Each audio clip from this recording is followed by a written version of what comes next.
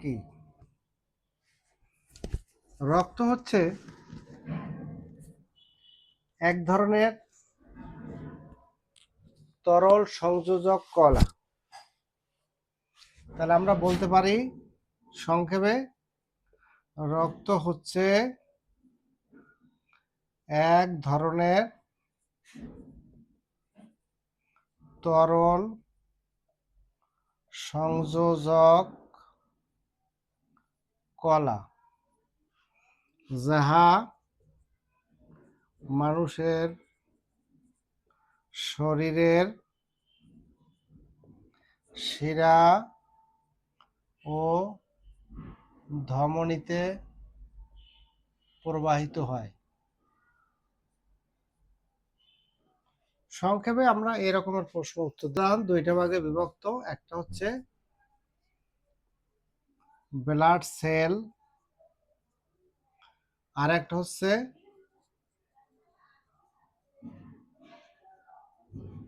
Blood plasma.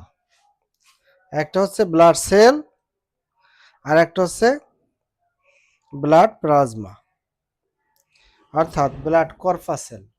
একটা blood cell, একটা blood corpuscle.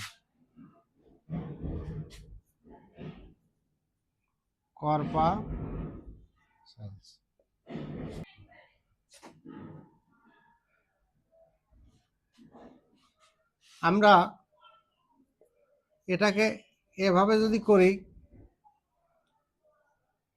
Blood cell, blood plasma আর হচ্ছে প্লাটেলেটস, এভাবেও করতে পারি।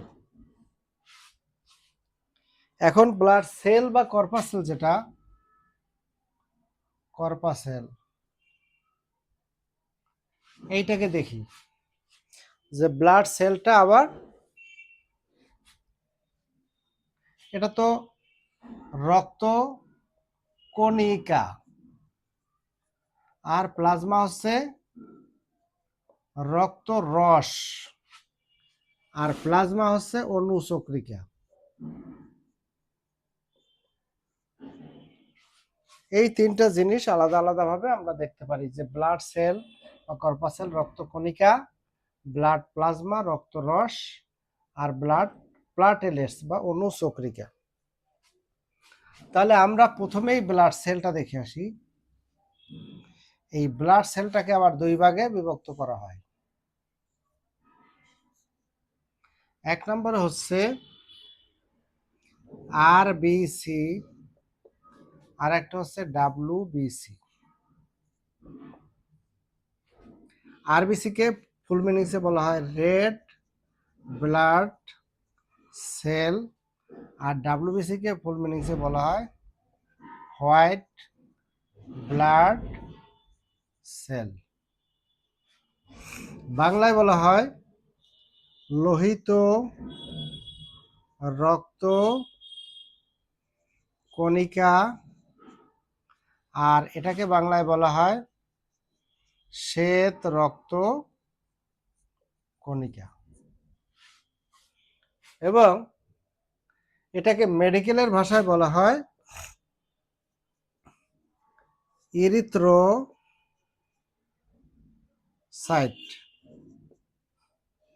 আর এটাকে বলা হয় এরিথ্রোসাইট, এটাকে বলা হয় লিউকোসাইট। আর একটা যে আমরা লিখতেছিলাম অনুচক্রিকা। যাই হোক, তাহলে আমরা কি পেলাম? রক্তের মূলত যে দুইটা উপাদান, ব্লাড সেল, ব্লাড প্লাজমা, দুইটা ভাগে বিভক্ত। ব্লাড সেলেরই একটা অংশ প্লাটেলেটস, এটাকে বলা হয় থ্রম্বোসাইট।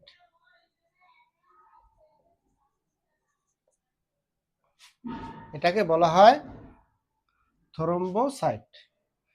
তো ব্লাড সেল বা কর্পাসেল রক্ত কণিকাকে আবার দুইটা ভাগে ভাগ করা যায়।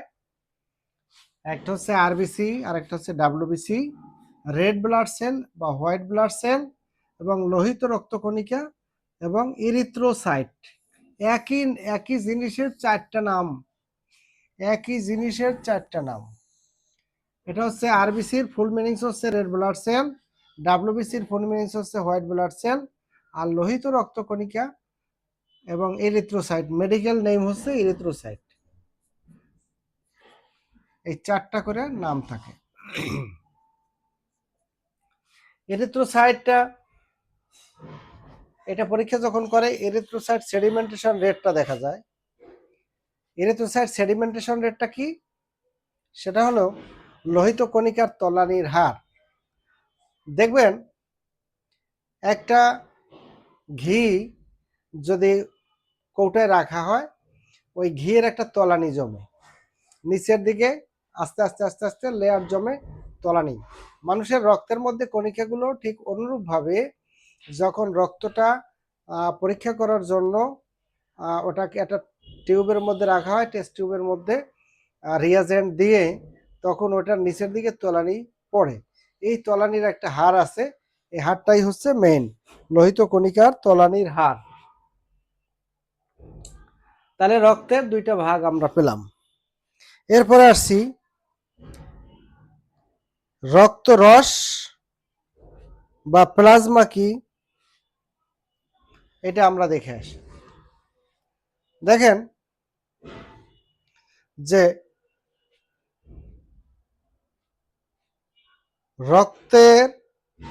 রক্তরসের পরিমাণ থাকে 55%। এই যে ব্লাড প্লাজমা বললাম, এখানে রক্তরস, ব্লাড সেল, এর সাথে ছিল ব্লাড প্লাজমা, এর সাথে ছিল ব্লাড প্লাজমা বা রক্তরস। এই রক্তরস হলো থাকে 55%। এই রড যে 55% থাকে, এতে এই 45% তাহলে আমরা এদিকে পেলাম।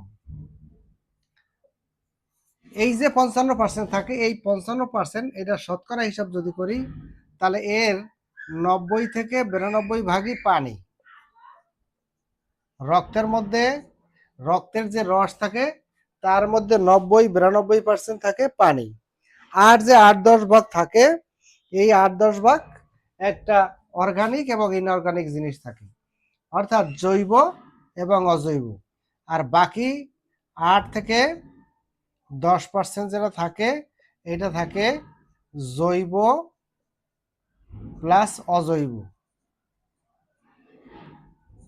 যেটাকে ইংরেজি বলা হয় অর্গানিক এবং ইনঅর্গানিক।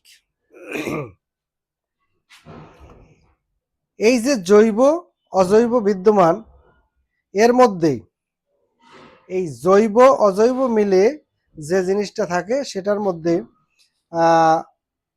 যা থাকে সেটা হচ্ছে প্রোটিন, ফ্যাট, গ্লুকোজ, কোলেস্টেরল, এবং জৈব পদার্থের মধ্যে থাকে sodium, calcium, magnesium, chloride, bicarbonate এবং অজৈব আয়রন থাকে। এরপরে আসি আমরা রক্তের যে কণিকা, লোহিত রক্তকণিকা এবং শ্বেত রক্তকণিকা। মানবদেহের পরিমাণ মতো লোহিত রক্তকণিকা বিদ্যমান থাকে। এর মধ্যে যে নিউক্লিয়াস থাকে এবং এর গড় আয়ু হচ্ছে 120 দিন। এই যে আমরা বলি না যে 3 মাস 4 মাস পর পর রক্ত দেওয়া যায়, কারণ এই যে কণিকা, এই কণিকার তো নির্দিষ্ট একটা ডেট আছে। কণিকা কিন্তু নির্দিষ্ট ডেট পরে অটোমেটিক্যালি কণিকাগুলো মারা যায়, যার কারণে নতুন কণিকা তৈরি হয়। এর কারণেই কিন্তু 3-4 মাস পর পর রক্ত দেওয়া সম্ভব। রক্তে লোহিত কণিকার পরিমাণ হচ্ছে শতকরা 45 ভাগ, যেটা আমরা বললাম। এই যে সেল হচ্ছে শতকরা 45 ভাগ, এর মধ্যে আবার 65% পানি থাকে, 35% কঠিন পদার্থ থাকে। তার মানে এই যে 55%, এই 55%-এর 90-92%ই পানি থাকে, আর 8-10% জৈব অজৈব থাকে। আবার এই যে 45%, এই 45%-এর মধ্যেও 65% পানি থাকে, আর বাকি যেটুকু সেটুকু থাকে কঠিন পদার্থ। এই কঠিন পদার্থের মধ্যে 33% থাকে হিমোগ্লোবিন। এই যে বাকি যে 45%, এই 100%-এর মধ্যে না 35%, এই 35%-এর মধ্যে আবার 33%ই থাকে হিমোগ্লোবিন।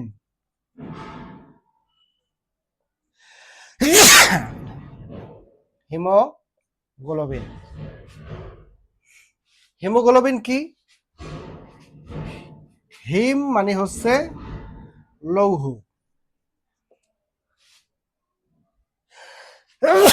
আলহামদুলিল্লাহ। হিম মানে লৌহ, আর গ্লোবিন মানে হচ্ছে প্রোটিন। তারে দেখেন এই লৌহ প্রোটিন এইটা থাকে 33%, আর যে 2%-এর মতো থাকে এইটা 2% অন্যান্য রঞ্জক পদার্থ, বিভিন্ন ধরনের মানব দেহে যে ঘন মিলিমিটার রক্তে কণিকা থাকে, ভ্রূণ দেহে 80-90%, শিশুর দেহে থাকে 60-70%, এবং পূর্ণবয়স্ক মানুষের দেহে 45-55 লক্ষ। এইটা পূর্ণবয়স্ক পুরুষ মানুষের ক্ষেত্রে 45-55 লক্ষ পর্যন্ত থাকে, 45-55 লক্ষ। আর মেল আর ফিমেলদের থাকে 40-50 এর ভিতরে লাখ। তাহলে আমরা কি পেলাম? লোহিত রক্তকণিকার যে প্রকারভেদ, এই লোহিত রক্তকণিকার ভাগটা পেলাম যে এটা কোনটা কত পার্সেন্ট থাকে। Blood cell, blood plasma. Plasma যেটা রক্তের যে রস, এই রসের মধ্যে 55% পানি থাকে।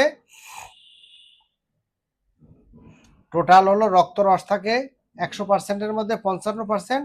এই 55%-এর শতকরা হার হিসাবে 90-92% পানি, 8-10% জৈব অজৈব। আর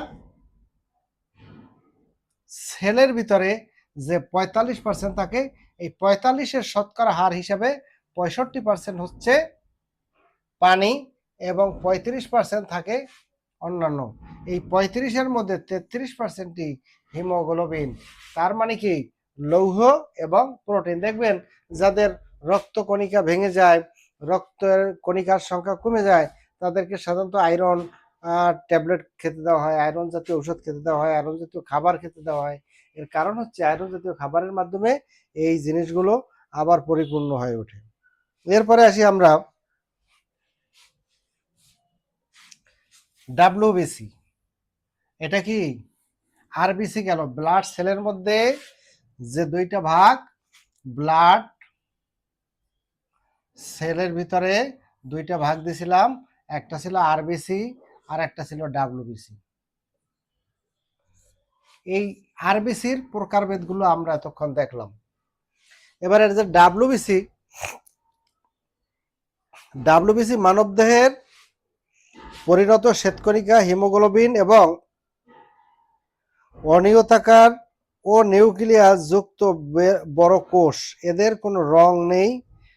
পরিমাণ মানবদেহে প্রতি ঘনমিটার রক্তে 5-8 হাজার শ্বেতকণিকা থাকে। প্রতি ঘন মিটার রক্তে 5-8 হাজার শ্বেতকণিকা থাকে এবং লোহিত কণিকার চেয়ে সংখ্যায় কম। শ্বেতকণিকায় নিউক্লিওপ্রোটিন সমৃদ্ধ এবং glycogen, lipid, cholesterol, ascorbic acid ও বিভিন্ন প্রোটিওলাইটিক এনজাইম বহন করে। এখানে বিভিন্ন এনজাইমের নাম বললাম, তার মধ্যে একটা নাম আমরা বলেছি অ্যাসকর্বিক অ্যাসিড।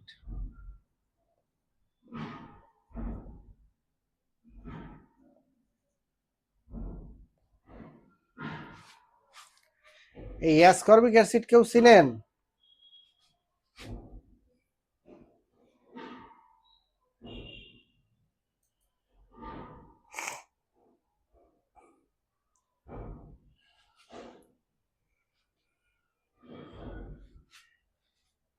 এই অ্যাসকর্বিক অ্যাসিড হচ্ছে ভিটামিন সি।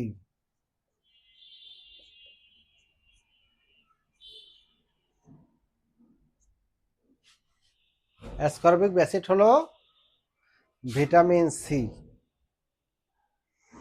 এরপরে আসি শ্বেতকণিকা ফ্যাগোসাইটোসিস বা কোষভক্ষণ প্রক্রিয়া। ফ্যাগোসাইটোসিস, এখানে আরেকটা শব্দ আছে ফ্যাগোসাইটোসিস। এই ফ্যাগোসাইটোসিসটা এই ডাব্লিউবিসির মধ্যে বিদ্যমান থাকে। অর্থাৎ আমাদের শরীরে সর্বক্ষণ যে জীবাণুগুলো প্রবেশ করে, এই জীবাণুগুলো আমাদের শরীরে একটা জিনিস আছে, সেটার নাম হলো অ্যান্টিবডি। দেখেন এখানে মূল জিনিসটা কি, আমাদের শরীরে অ্যান্টিবডি আছে। অর্থাৎ অ্যান্টিবডিটা কি? অ্যান্টিবডি হচ্ছে রোগ প্রতিরোধ ক্ষমতা। রোগ প্রতিরোধ ক্ষমতা, এই যে অ্যান্টিবডি প্রত্যেকটা মানুষের শরীরে থাকে। এবারে বাহির থেকে যে বাহির থেকে যখন আমাদের শরীরে কোনো জীবাণু ঢোকে, সেই জীবাণুগুলোকে মেরে ফেলে একটা পদ্ধতিতে। সেই পদ্ধতিটার নাম হচ্ছে ফ্যাগোসাইটোসিস পদ্ধতি। ফ্যাগোসাইটোসিস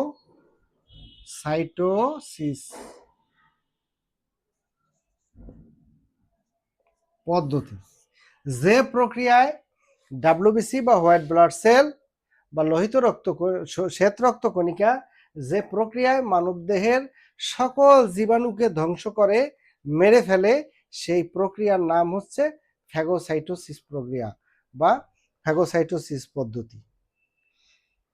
এই পদ্ধতিতে আমাদের যে শরীরের রোগ প্রতিরোধ ক্ষমতা, নিজেরা কোনো সরাসরি জীবাণু মারতে পারে না, সেক্ষেত্রে এই ফ্যাগোসাইটোসিস পদ্ধতিতে জীবাণুগুলোকে মেরে ফেলা হয়।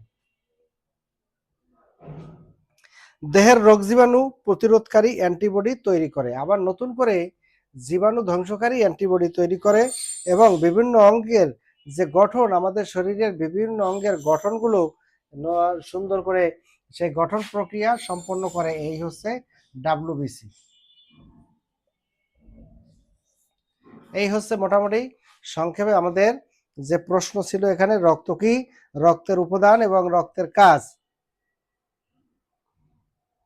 এরপরে আরেকটা জিনিস থাকলো, সেটা কি? অনুচক্রিকা। এরপরে থাকলো প্লাটেলেটস বা অনুচক্রিকা। প্লাটেলেটস বা অনুচক্রিকা, এই অনুচক্রিকার কাজ কি? এরা নিউক্লিয়াসবিহীন বা নিউক্লিয়াস যুক্ত এবং বিভিন্ন আকার বিশিষ্ট হয়ে থাকে। এদের উৎপত্তি স্থল লোহিত অস্থি মজ্জায়। অর্থাৎ অস্থির যে মজ্জা থাকে, সেই অস্থি মজ্জার মধ্যে এগুলো তৈরি হয়। এদের গড় আয়ু মাত্র 5 থেকে 10 দিন। এর আয়ু হচ্ছে 5 থেকে 10 দিন। তৈরি হয় কোথায়? প্লাটেলেটস অস্থি মজ্জায়। এরা নিউক্লিয়াস বিহীন হতে পারে বা নিউক্লিয়াস যুক্ত হতে পারে, দুই ধরনের হতে পারে। পরিণত মানব দেহে প্রতি ঘন মিলিমিটারে রক্তে অনুচক্রিকার সংখ্যা প্রায় 2.5 লাখ থেকে 5 লাখ। তাহলে এদের সংখ্যা 2.5 লাখ থেকে 5 লাখ পর্যন্ত।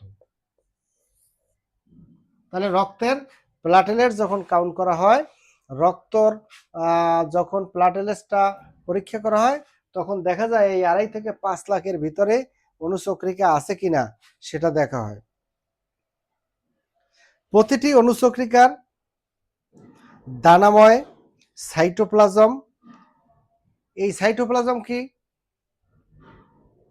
আমাদের শরীরে আবার যে সেল আছে বা কোষ আছে, এই কোষকে বিভাজন করলে দেখা যায় cell membrane, cytoplasm, nucleus. Cell membrane, cytoplasm এবং নিউক্লিয়াস থাকে। সেই সাইটোপ্লাজম, নিউক্লিয়াস যে জিনিসটা থাকে সেটা হচ্ছে গহ্বর, প্যানক্রিয়াস এবং অন্যান্য কোষ অঙ্গাণু বিশিষ্ট এবং একক ঝিল্লিতে আবৃত। অণুচক্রিকা প্রোটিন ও প্রচুর পরিমাণ সেফালিন নামক ফসফেলিড থাকে এর ভিতরে। এর কাজ কি? আমাদের যখন কোথাও কেটে যায়, এই অণুচক্রিকার কাজ কি? আমাদের হাত পা বা শরীর থেকে কোনো জায়গা যখন কেটে যায়, কেটে যাওয়ার পরে এই রক্তটা একটা সময় কিন্তু বন্ধ হয়ে যায়। যদি এই অণুচক্রিকা না থাকতো তাহলে আমাদের রক্তটা বন্ধ হতো না, কোথাও কাটলে রক্ত অনর্গল পড়তেই থাকতো। কিন্তু সেক্ষেত্রে এই রক্ত বন্ধ করার জন্য, রক্ত জমাট বাঁধার জন্য কাজ করে এই প্লাটেলেটস বা অণুচক্রিকা। অর্থাৎ রক্তের কণিকাগুলো ভেঙে দেয়, এক ধরনের জাল তৈরি হয়ে যায়। জাল তৈরি হয়ে আস্তে আস্তে কিছুক্ষণের মধ্যেই আমাদের রক্তটা আস্তে জমাট বাঁধতে সাহায্য করে। জমাট বাঁধার মাধ্যমে রক্তক্ষরণটা বন্ধ হয়ে যায়। 2, বিভিন্ন সংকোচকর্মী ক্ষরণের মাধ্যমে রক্ত যখন বহিকার সংযোজন, বহিকার সংকোচন ঘটিয়ে রক্তপাত বন্ধ করে, অর্থাৎ এটা রক্তপাত বন্ধের যে উপকরণ সেটাই।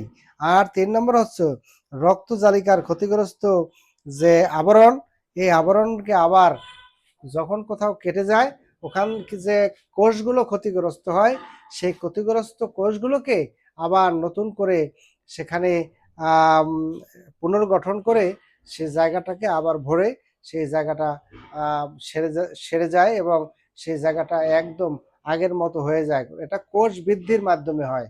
সুতরাং আমাদেরকে এই বিষয়গুলো খুব খেয়াল করতে হবে। আর এই চ্যাপ্টারগুলো ক্লাস না করলে যে সমস্যাগুলো হয়, পরবর্তীতে আসলে এখানে সবাই থাকলে আমরা প্রশ্ন করতে পারতাম, জিজ্ঞাসা করতে পারতাম, কিন্তু সেইটা আর হচ্ছে না। আসলে এভাবে ক্লাস করানোটা খুব কঠিন। যাই হোক, সবাইকে ধন্যবাদ। আজকের মতো আমরা পরবর্তী ক্লাসে এর ভিডিওটা দিয়ে দেবো ক্লাসের আগে। সবাইকে ধন্যবাদ। আসসালামু আলাইকুম ওয়া রাহমাতুল্লাহি ওয়া বারাকাতুহু।